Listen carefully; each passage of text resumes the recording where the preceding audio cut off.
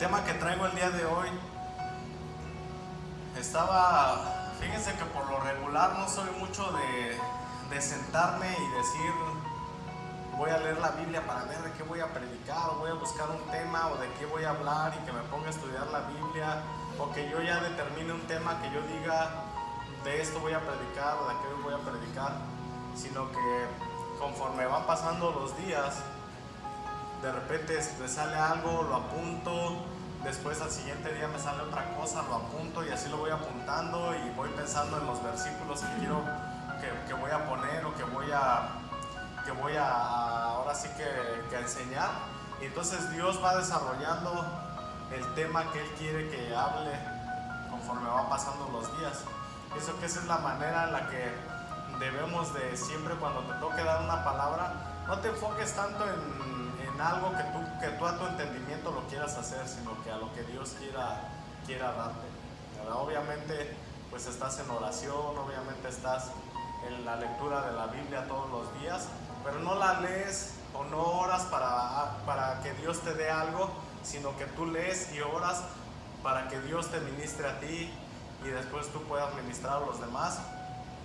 Entonces yo quería hablar acerca de cuando a nosotros nos platican o nos cuentan alguna anécdota, alguna historia. Entonces todos nosotros tenemos a una persona, una tía, un tío, el ancianito de la familia que siempre nos está contando historias de cosas que él vio o que vivió, o de algún acontecimiento que pasó en su ciudad, en su pueblo, en el país, o algo que pasó en el mundo. Cosas que nos platican y que en un momento nos hacen echar a volar la imaginación. ¿Cuántos de ustedes les ha pasado eso? Que de repente alguien te está platicando, oh mira que allá en el pueblo, cuando hacíamos esto y hacíamos aquello, y entonces tú echas a volar tu imaginación y tratas de pensar, de imaginarte cómo eran aquellos tiempos, o cuando te dicen, fíjate que en aquellos años que pasó una inundación, o en aquellos años de la revolución.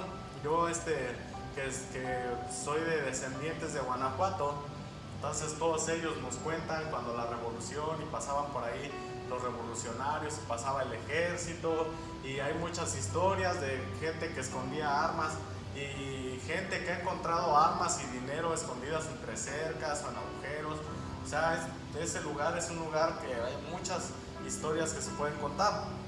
Entonces cuando alguien te está contando una historia, tratas de más o menos imaginarte cómo fue que pasó, cómo fue que sucedió, y a veces nos emocionamos, pero es solo eso.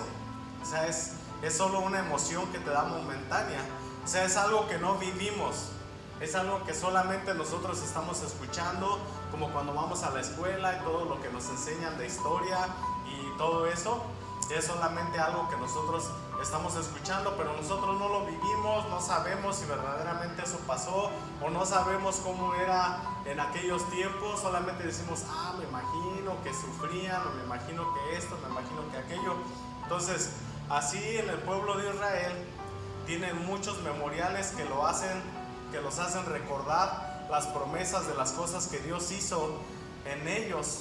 O sea, tú ves Israel, tanta historia que hay ahí del mover de Dios, de la gloria de Dios, de todo lo que Dios ha hecho con ellos, de dónde los sacó, de todo lo que Él hizo con ellos. Y un ejemplo de lo que tienen ellos es el famoso muro de los lamentos, ¿verdad? Es a donde, ¿cuántos de ustedes han escuchado el muro de los lamentos? Que es a donde la gente van los judíos, se paran delante del muro, que era el templo que fue destruido y solamente quedó eso, y entonces se paran ahí y buscan a Dios, oran a Dios y hacen memorial, se acuerdan de las glorias pasadas, se acuerdan de la gloria que tenía Israel tiempos atrás, del poderío que tenía, claman a Dios, piden a Dios, buscan a Dios. Entonces es un lugar donde la gente se acerca a orar. Entonces vamos a ver en la Biblia lo que nos dice también acerca de un memorial que pusieron, uno de los primeros memoriales que pusieron el pueblo de Israel, que está en el libro de Josué, en el capítulo 4, del 1 al 8. ¿No tienen calor? ¿Tienen frío? Si no, para que la apaguen ahí, si no se me van a dormir. Josué capítulo 4, versículo 1 al 8. ¿Lo tienen? Dice: cuando toda la gente hubo acabado de pasar el Jordán, Jehová habló a Josué diciendo: tomad del pueblo 12 hombres, uno de cada tribu, y mandadles diciendo: tomad de aquí de en medio de Jordán, del lugar donde están firmes los pies de los sacerdotes, 12 piedras, las cuales pasaréis con vosotros, y levantadlas en el lugar donde habéis de pasar la noche. Entonces Josué llamó a los 12 hombres a los cuales él había designado de entre los hijos de Israel, uno de cada tribu, y les dijo Josué: pasad delante del arca de Jehová vuestro Dios a la mitad del Jordán, y cada uno de vosotros tome una piedra sobre su hombro, conforme al número de las tribus de los hijos de Israel, para que esto sea señal entre vosotros, y cuando vuestros hijos pregunten a sus padres mañana diciendo: ¿qué significan estas piedras?, les responderéis que las aguas del Jordán fueron divididas delante del arca del pacto de Jehová. Cuando ella pasó el Jordán, las aguas del Jordán se dividieron, y estas piedras servían de monumento conmemorativo a los hijos de Israel para siempre. Y los hijos de Israel lo hicieron así, como Josué les mandó. Tomaron 12 piedras de medio del Jordán, como Jehová lo había dicho a Josué, conforme al número de las tribus de los hijos de Israel, y las pasaron al lugar donde acamparon y las levantaron ahí. Josué también levantó 12 piedras en medio del Jordán, en el lugar donde estuvieron los pies de los sacerdotes que llevaban el arca del pacto, y han estado ahí hasta hoy. O sea, aquí Dios les está mandando que hicieran un memorial, o sea, que pusieran algo que cuando la gente lo viera, recordaran de lo que Dios había hecho. Y decía, pero era para qué más, para que cuando tus hijos, ¿verdad? Cuando tus hijos te pregunten qué son estas piedras, tú vas a decirles: es que antes de que viniéramos para esta tierra, Dios abrió el Jordán. Y entonces ahí les empezaban a contar la historia. Mira, nosotros vivíamos en Egipto, y Dios nos sacó de la esclavitud, y Dios mandó plagas, y Dios abrió el mar, y después abrió el Jordán, y nos dio maná. Y entonces le contaban todas las historias de todo lo que Dios había hecho, pero solamente era eso. O sea, muchos de nosotros estamos viviendo en el cristianismo una vida de una gloria solamente contada. O sea, aunque somos cristianos, aunque ya aceptamos al Señor en nuestro corazón, pero a veces estamos viviendo una gloria solamente contada, que no hemos experimentado. Nos emocionamos con lo que nos cuentan a veces, o con lo que nos predican a veces apóstoles o profetas o evangelistas o pastores, de glorias que ellos han visto o glorias que ellos han vivido, lo que ellos han experimentado, y a nosotros nos emociona. O sea, a veces decimos: ay, lo que hizo este pastor, que lo que hizo este profeta, que lo que hizo este evangelista, y nos emociona y decimos: ah, que la palabra que dio, y que esto y que aquello. No, que mira, que fíjate que aquel ayuna tantos días, y que aquel ora así, que aquel lee así, que aquel hace esto, que aquel hace aquello. Y entonces nosotros vivimos solamente en una gloria contada, en lo que nada más otra gente nos está contando que Dios hace con su vida, pero nosotros muchas veces no hacemos nada por nosotros experimentar eso. Y entonces en ocasiones puede ser que de repente empezamos a tal vez emocionarnos o nos apasionamos, pero esa gloria no hace nada, o sea, no hacemos nada para buscarla, solamente nos conformamos con escuchar acerca de ella. Por ahí quizás en nuestro corazón se encienda una chispa de repente o de vez en cuando, que nos hace querer experimentar lo mismo, pero no llegamos a más de eso, sino solamente a vivir con una gloria contada. O sea, de repente nomás decimos: ah, yo quiero ser como aquel apóstol, yo quiero ser como aquel profeta, yo quiero ser como aquel pastor, yo quiero ser así, yo quisiera ser así, pero no hacemos nada por dar el siguiente paso, sino que solamente nos quedamos detenidos en el yo quisiera hacer, o yo quisiera, o yo quisiera, o yo quisiera, y siempre nos quedamos con eso, o yo voy a hacer.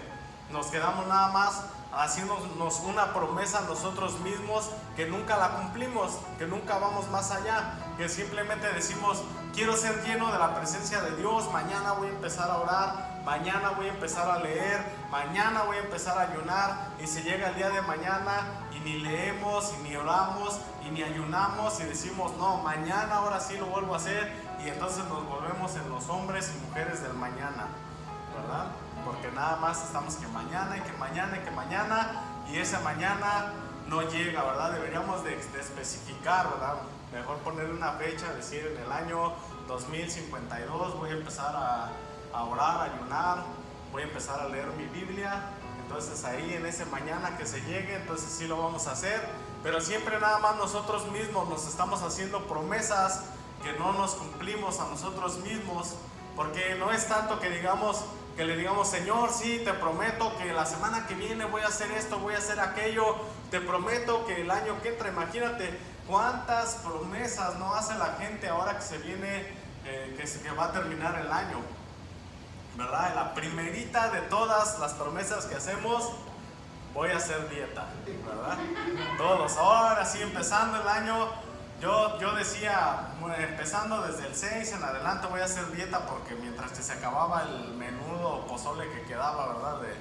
Del año nuevo, entonces ya nomás que se me acabe la olla de pozole, después del año nuevo empiezo a hacer dieta, empiezo a hacer esto, y solamente pasan 2-3 semanas cuando ya otra vez volvemos al mismo hábito de comer lo mismo, y así igual pasa con lo espiritual. A veces nosotros nos prometemos, nos ponemos una fecha en la que vamos a empezar a hacer algo para Dios, pero empezamos a hacerla, cuando llega la fecha empezamos a hacerlo, pero van pasando los días y nosotros vamos perdiendo el entusiasmo, vamos perdiendo el ánimo, vamos perdiendo las ganas de nosotros querer seguir avanzando, querer seguir haciendo lo que estamos haciendo. No nos mantenemos en eso, no tenemos firmeza, sino que nos doblegamos y a veces ya lo dejamos a un lado y ya no lo hacemos, ya no lo seguimos. Pero es porque no experimentamos verdaderamente la gloria de Dios en nuestra vida. Porque si nosotros logramos experimentar la gloria de Dios en nuestra vida y la presencia de Dios en nuestra vida, este lugar estaría lleno de jóvenes, este lugar estaría lleno de gente. A mí me da tristeza ver este lugar vacío, pero más tristeza me da que no hacemos nada para llenarlo. Ayer en la oración yo estaba orando y yo decía, Señor, perdóname. Decía, me da tristeza ver que este lugar está vacío, pero me da más tristeza que yo no hago nada por traer gente. Y le dije, perdóname, porque no hago nada, no me esfuerzo por predicarle a alguien, no le hablo a nadie, nada más me conformo con estar ahí con los jóvenes que están y darles una palabra, jugar, comer algo, y ya es todo, y ya no me preocupo por hacer nada más, ¿verdad? A veces queremos que la gente llegue solita, pero no va a ser así. Si nosotros no nos enamoramos de la gloria de Dios, de la presencia de Dios, entonces no vamos a poder hacer nada, no vamos a llegar a ningún lado. Y eso es en todas las áreas, no nada más en el área juvenil, sino en el área espiritual. No vamos a llegar a un conocimiento más alto si nosotros no empezamos a buscar la gloria de Dios, si nosotros dejamos de vivir en la gloria contada y empezamos a vivir en la gloria vivida, experimentada. Entonces nuestra vida va a ser diferente, nuestra vida va a cambiar. Y yo sé que Dios tiene algo grande para nosotros ahora que vayamos para allá, para Florida.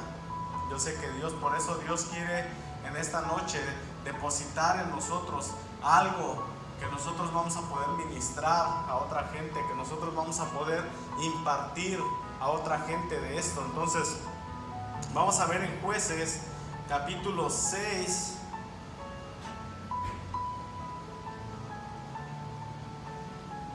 Jueces capítulo 6, versículo 6.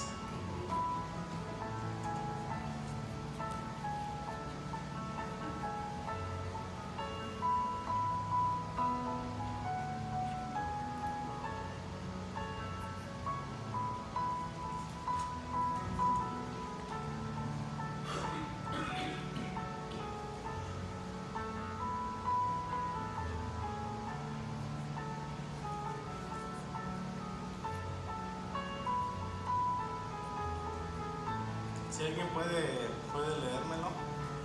¿Vale?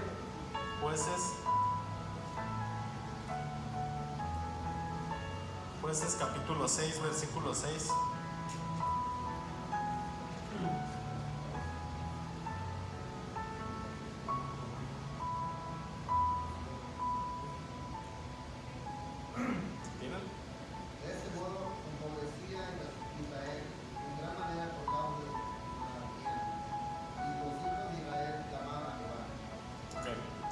Dice, de este modo empobrecía Israel en gran manera por causa de Madián, y los hijos de Israel clamaron a Jehová.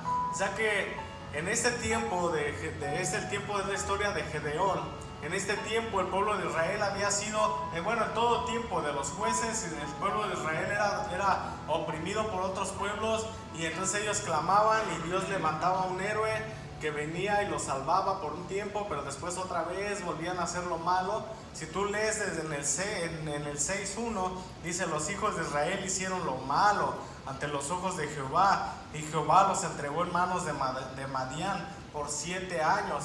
O sea que el pueblo de Israel ya andaba recto delante de Dios, pero de repente como que la gloria que ellos habían vivido, que ellos habían experimentado, como que empezó a perderse, como que empezó a perderse la pasión, como que empezó a perderse el ánimo de buscar más a Dios, el ánimo de estar más cerca de Dios, y como que empezaron a alejarse de servir a Dios y empezaron a hacer lo malo, como dice aquí. Y entonces Dios dijo, bueno, pues si ellos quieren hacer lo malo, entonces les quito mi protección y que lleguen los malos a oprimirlos y todo, hasta que otra vez vuelvan a clamar.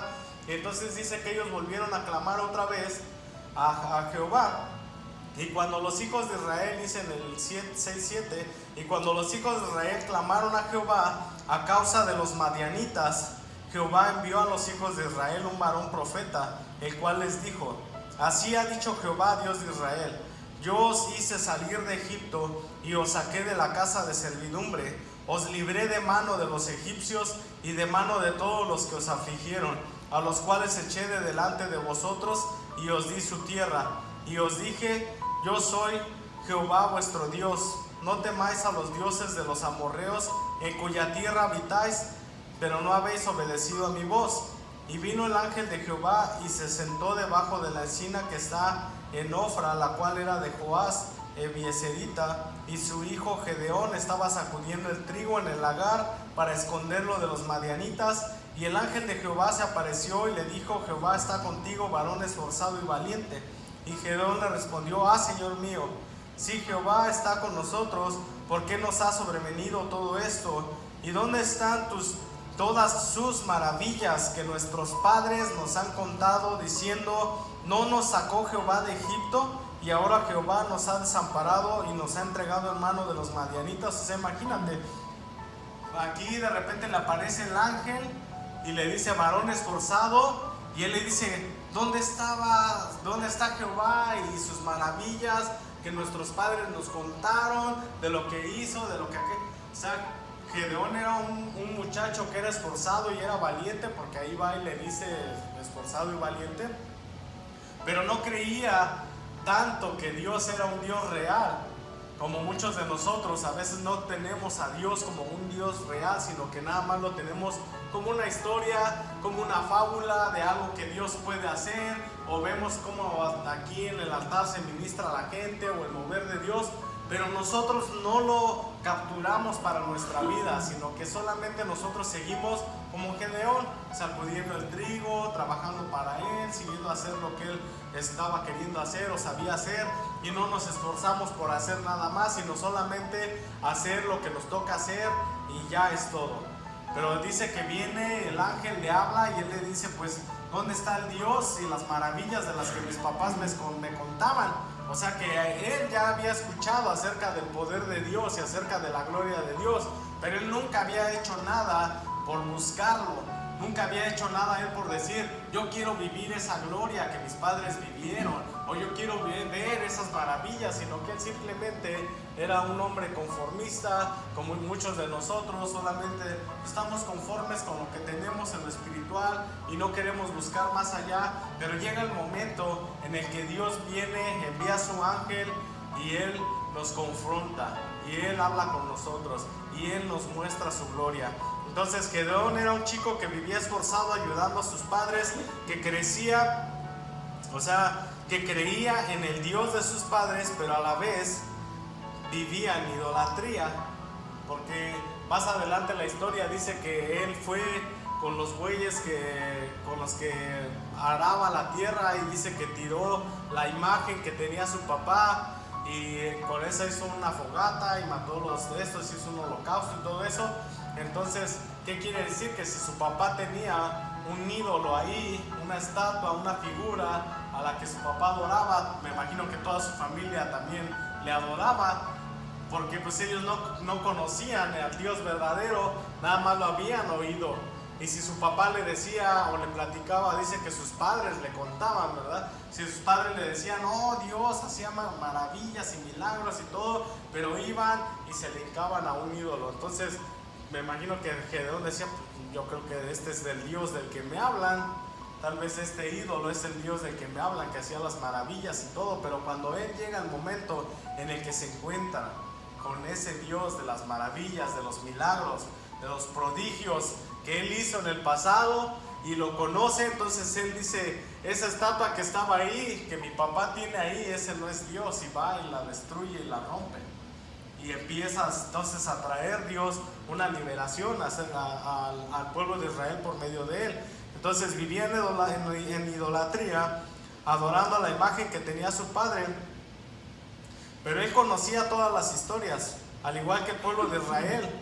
Conocían todas las historias acerca de Dios y de las cosas que él había hecho, pero solamente eso, solamente eran fábulas, o sea, algo que tal vez era algo sacado de la imaginación o algo inventado, una historia inventada tal vez, y de las cosas que él había hecho, pero creían que nada más era una fábula, hasta que llegó el momento en el que se encontró con Dios y su vida fue transformada. ¿Cuándo va a ser el momento en el que nosotros nos encontremos con Dios y nuestra vida sea transformada? ¿Cuándo va a ser el momento en el que nosotros vamos a dejar de estar enfocados en cosas personales, en cosas para nuestro beneficio, y vamos a empezar a ponerle un poco más de atención a nuestro Creador, a nuestro Dios Salvador, aquel que murió por nosotros en la cruz? ¿Cuándo vamos a darle ese momento de decirle, Señor, yo me quiero llenar de tu gloria? Yo quiero ser un joven que alcance a las naciones. Los años van pasando, muchachos. Ustedes ahorita están en sus 20s, o otros están en sus 10s, ¿verdad? Bueno, un poquito arriba de 15. Pero los años van pasando. ¿Y qué es lo que tú vas a contar cuando tú tengas 30, cuando tú tengas 21 como yo? No es cierto, bueno, tengo 34 años, orgullosamente lo digo. Ahí están mis canas que no me dejan mentir. Pero ¿qué es lo que vas a contar cuando tú tengas 34 años? Vas a contar de cosas que tú hiciste en tu juventud. ¿Qué cosas vas a contar que hiciste para el Señor en tu juventud? ¿Cuántos jóvenes ganaste? ¿Cuántas veces saliste a predicar? ¿Cuánto tiempo gastaste leyendo la palabra de Dios? ¿Cuánto tiempo has gastado orando en la presencia de Dios? ¿Cuántas cosas en el mundo has rechazado por causa del Evangelio, de seguir al Evangelio? O sea, ¿cuántas cosas tú vas a poder contar cuando tú llegues a los 34? Que a algunos ya más les faltan como 1 o 2 años para llegar ahí, ¿verdad? Pero ¿qué es lo que tú vas a contar? O sea, te estás esforzando tú en conocer. Eres joven, aprovecha tu juventud. Deja el teléfono. Eres joven, aprovecha tu juventud. Busca a Dios, enamórate de Dios, busca esa gloria, enamórate de esa gloria, llénate de esa gloria. Enamórate de esa gloria de Dios. Es momento, Dios me lo decía así de esta manera, ¿verdad? Es momento de que empecemos a tener en cuenta que Dios verdaderamente es un Dios real. Yo muchas veces se los he dicho, siempre lo estoy diciendo, cuando estamos en la alabanza los domingos, siempre lo digo, Dios está aquí, Dios es un Dios real, Dios es un Dios real, que Él nos está viendo en todo momento, Dios es un Dios real, que Él verdaderamente existe, pero Él no quiere ser un maleducado con nosotros y en ese momento Él manifestarse y decirnos y llamarnos la atención, porque Dios lo podría hacer. Dios está aquí en este lugar, muchachos. Ustedes quizás pueden estarse distrayendo, riéndose, platicando, haciendo lo que ustedes quieran, pero Dios está aquí y Dios te está viendo y Dios sabe lo que está en tu corazón y Dios sabe lo que está en nuestro corazón. Y Dios sabe que si estamos pensando en, ay, a qué hora se calla, a ver a qué hora acabamos, ya tengo hambre, ya quiero salir, tengo frío, tengo calor, esto y aquello. Dios conoce los pensamientos de nuestro corazón y a Él no podemos engañarlo. Tal vez a mí me puedes engañar, tal vez al pastor lo podemos engañar, a la pastora, a nuestros líderes, pero a Dios no lo podemos engañar, porque aunque tú no creas que Dios es un Dios real, Él es real y Él no se va a mover porque tú creas o no creas, sino que Él simplemente está aquí y Él no va a decir, ay, ellos no creen que yo soy real, no voy a estar ahí, voy a quitar mi presencia. No, porque la presencia de Dios está en todos lados, pero está en nosotros. Si nosotros queremos verdaderamente conocer esa gloria o llenarnos de esa gloria, vamos a leer en Éxodo capítulo 33.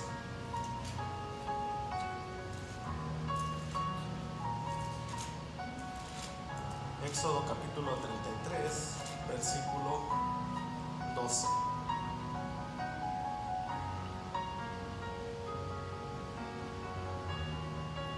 ¿Lo tienen? Éxodo capítulo 33, 12 dice: y dijo Moisés a Jehová, mira, tú me dices a mí, saca este pueblo, y tú no me has declarado a quién enviarás conmigo. Sin embargo, tú dices, yo te he conocido por tu nombre y has hallado también gracia en mis ojos. Ahora pues, si he hallado gracia en tus ojos, te ruego que me muestres ahora tu camino para que te conozca y halle gracia en tus ojos. Y mira que esta gente es pueblo tuyo. Imagínate Moisés después de que Dios le hablaba, después de que fue al faraón y vinieron todas esas plagas, después de que vio abrirse el mar, y llega un momento en el que le dice, ahora pues, si he hallado gracia en tus ojos, te ruego que me muestres ahora tu camino para que te conozca. O sea, quiere decir que tanto tiempo que Dios le habló y que vio la gloria de Dios, no le conocía. ¿Pero por qué no le conocía? Porque no había experimentado todavía la gloria plenamente, a pesar de que él lo veía, a pesar de que él lo escuchaba, a pesar de que Dios hablaba a él, pero todavía le hacía falta algo más a Moisés. ¿Pero qué le hacía falta? Valorar la presencia de Dios. Le hacía falta valorar la gloria de Dios. Le hacía falta valorar, darse cuenta de la importancia que hay de estar lleno de la presencia de Dios, de la importancia que hay de buscar la gloria de Dios en todo momento. Entonces dice en el 14, y él dijo, mi presencia irá contigo y te daré descanso. Y Moisés respondió, si tu presencia no ha de ir conmigo, no nos saques de aquí. ¿Por qué le dice eso? Si ya Dios le había dicho que su presencia iba a ir con él, ¿verdad? Le dice, mi presencia irá contigo y te daré descanso. Y Moisés dijo, si tu presencia no ha de ir conmigo, no nos saques de aquí. O sea que Moisés como que dijo, no, Dios no me lo está diciendo como así, como que no lo vi muy convencido de decirme que la presencia. No, Señor, dijo, si tu presencia no va con nosotros, de aquí no me muevo, de aquí mejor, aquí mátanos y todo, pero yo no me voy de aquí. Entonces, ¿y en qué se conocerá?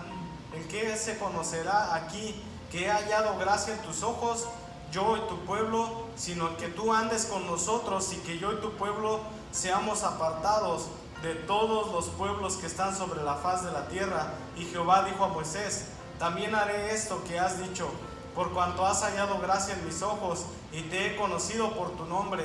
Él entonces dijo, te ruego que me muestres tu gloria. O sea, te ruego, y él dijo, Señor, muéstrame tu gloria. O sea, él dijo, yo he podido ver, mi rostro ha brillado, pero yo te ruego que me muestres toda tu gloria, porque no había sido algo todavía así que haya impactado grandemente a Moisés, sino que él todavía sentía tal vez ese temor o ese miedo de seguir avanzando, de seguir buscando más de Dios. Dice, ¿cuál me quedé? En el 18. Y entonces dijo, te ruego que me muestres tu gloria. Y le respondió, yo haré pasar todo mi bien delante de tu rostro y proclamaré el nombre de Jehová delante de ti. Y tendré misericordia del que tendré misericordia y seré clemente para con el que seré clemente. Dijo más, no podrás ver mi rostro, porque no me verá hombre y vivirá. Y dijo aún Jehová, he aquí un lugar junto a mí y tú estarás sobre la peña. Y cuando pase mi gloria, yo te pondré en una hendidura de la peña y te cubriré con mi mano hasta que haya pasado, pues apartaré mi mano y verás mis espaldas, mas no se verá mi rostro. O sea, imagínate, ya después ahí dice pacto renovado. La vida de Moisés cambia cuando esto pasa. O sea, que imagínate que Dios dice, ¿quieres ver mi gloria? Está bien, te voy a dejar ver mi gloria. Pero Él dice, yo tengo misericordia del que yo tengo misericordia y me compadezco del que yo me compadezca. Como dando a entender, te voy a mostrar mi gloria no porque tú me lo estás pidiendo, no porque te lo merezcas, te lo voy a mostrar porque yo quiero, porque yo me compadezco y yo tengo misericordia de quien yo quiero tener misericordia. Entonces le dijo, mira, ahí está una hendidura, métete ahí en la cueva y yo voy a hacer pasar toda mi gloria delante de ti. Pero no la vio cuando pasó de frente, porque, o sea, imagínate que esta es una montaña y Dios está gigantote y está un hoyo ahí, y entonces Moisés se mete en el hoyo y viene Dios y lo tapa, ¿verdad? Tapa el hoyo y se pasa, y ya cuando va de espaldas quita su mano, y entonces imagino que Moisés salió y nomás vio tal vez una parte de su espalda pasar, y con eso tuvo, para que a lo mejor hasta casi morirse. Juan dice que cuando él lo miró a Jesús, dice que cayó como muerto por ver la gloria de Dios. Y eso es a lo que Dios nos quiere llevar. Pablo decía, conozco a alguien, dice que no sé si en el espíritu, en el cuerpo, fue llevado al tercer cielo y miró la gloria de Dios y vio todo esto. Imagínate todas esas cosas que Pablo pudo ver, todas las cosas que Juan pudo ver, todas las cosas que Pedro pudo ver, todo lo que veían en visiones, todas las cosas que Daniel podía ver, todas las cosas que David conocía. Por eso David, cuando él es confrontado con su pecado, dice, Señor, no quites tu presencia dentro de mí, porque David sabía que de eso dependía toda su vida, todo su reino, todo lo que él tenía, que todo dependía de la presencia de Dios, que todo dependía de la gloria de Dios. Entonces es lo que nosotros tenemos que meternos en la cabeza, que todo depende de la gloria de Dios, y que Dios quiere llevarnos a niveles altos, pero tenemos que despertarnos. Tenemos que dejar de estar dormidos, que dejar de estar pensando, haciendo otras cosas, sino que enfocarnos. Y todo lo que nosotros deseamos o anhelamos en nuestro corazón, vamos a ver cómo Dios nos va a ir trayendo poco a poco. De repente tú empiezas a buscar de la gloria de Dios y de la presencia de Dios, y vas a ver cómo de repente vas en la calle y te sale un joven que te va a decir, o triste, o vas a ver a alguien triste o drogado o algo, y vas a ir y le vas a predicar a tus amigos en la escuela, les vas a decir, te invito acá a la iglesia, vente, vamos a buscar a Dios, Dios te está buscando. Y no va a ser solamente, ¿cómo estás? Y ya, o nunca predicarles o nunca decirle nada a nadie de la palabra de Dios, ¿verdad? Porque todos tenemos amigos, todos tenemos conocidos, todos tenemos siempre contacto con alguien, compañeros de trabajo a los que podemos predicarles, vecinos a los que podemos predicarles, pero no queremos, porque no hemos experimentado la gloria de Dios. Y esto es lo que Dios me decía. Yo, si se dan cuenta, no soy mucho de hacerlos pasar enfrente y ministrar y eso, pero Él me decía, no tengas miedo de ministrar, ministrales mi gloria. Me dijo, tú en otros tiempos has experimentado, has sentido, has vivido en la gloria. Dice, es momento de que ministres la gloria de Dios. Ponte de pie.